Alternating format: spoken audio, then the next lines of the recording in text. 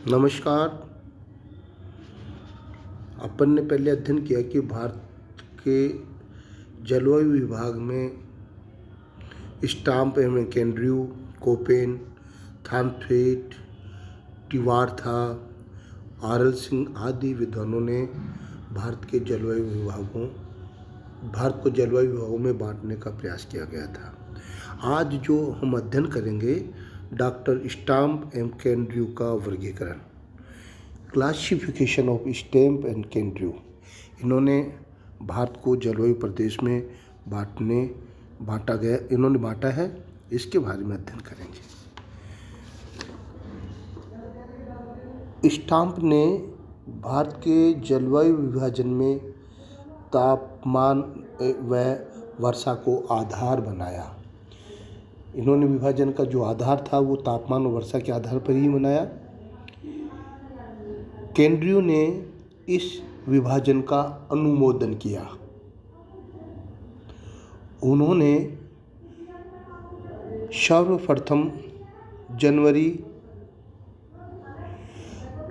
18 degree centigrade की समताप रेखा के आधार पर भारत को महाद्वीपीय एवं उष्णकटिबंधीय दो भागों में बांटा।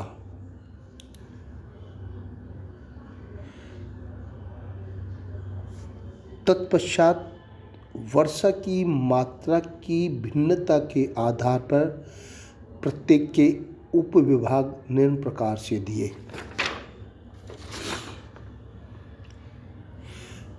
महाद्वीपीय भारत या उपोष्ण जलवायु प्रदेश। महाद्वीपीय भारतीय उपोष्ण जलवायु क्षेत्र कर्क रेखा अथवा 18 डिग्री सेंटीग्रेड जनवरी की समताप रेखा के उत्तर में स्थित इस प्रदेश को वर्षा के आधार पर निम्नलिखित भागों में बांटा जा सकता है। इन्होंने इसके विभाजन किए, 5 भागों में बांटा वर्षा के आधार पर। पहला था हिमालय प्रदेश। दूसरा जो विभाजन किया उत्तरी पश्चिमी पठारी भाग।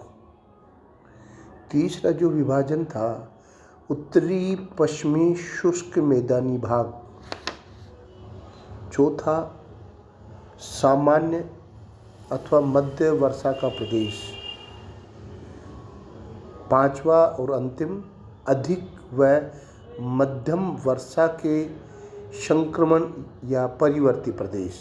इस प्रकार से महाद्वीपीय भारत को इन्होंने 5 भागों में बांटा। दूसरा जो भाग है उष्णकटिबंधीय भारत। उष्णकटिबंधीय भारत में 18 सेंटीग्रेड जनवरी के समताप रेखा के दक्षिण में स्थित इस प्रदेश को निम्नलिखित भागों में बांटा जा सकता है। इसको उष्णकटिबंधीय भारत को जो विभाजन किया वो 6 भागों में विभाजित किया। पहला अत्यधिक भारी वर्षा का प्रदेश। दूसरा अधिक या भारी वर्षा का प्रदेश। तीसरा सामान्य मध्यम वर्षा का प्रदेश। चौथा कोंकण तट। पांचवा मालाबार तट और छठा तमिलनाडु तट। इस प्रकार से उष्णकटिबंधीय भारत के 6 भाग किए। तो 2 भाग थे। महाद्वीपीय भारत को 5 भागों में बांटा और उष्णकटिबंधीय भारत को 6 भागों में बांटा। इनका जो आधार था वो 18 डिग्री सेंटीग्रेड जनवरी की समताप रेखा के आधार पर इन्होंने बांटने का प्रयास किया। धन्यवाद।